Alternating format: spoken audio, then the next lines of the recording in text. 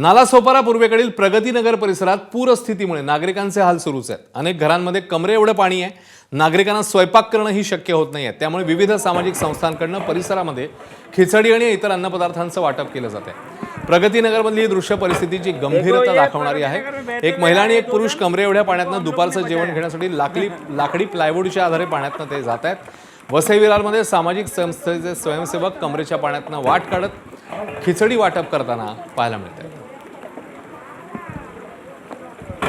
देखो ये प्रगति नगर में बहते हुए आए दो जन, इनको हम लोग ने बचाया। एबीपी माझा, उघडा डोळे बघा नीट।